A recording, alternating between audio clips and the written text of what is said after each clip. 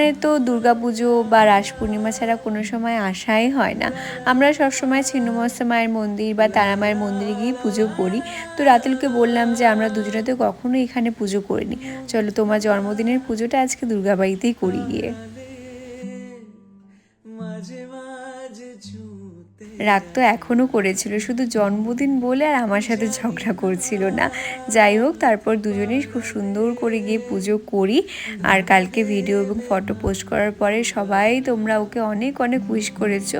সবাইকে আর রেসপন্স করা হয়নি, তার জন্য অনেক সরি, কিন্তু সবাইকে অনেক অনেক ধন্যবাদ ওকে এত এত ভালোবাসা দেওয়ার জন্য, ওকে এত আশীর্বাদ করার জন্য।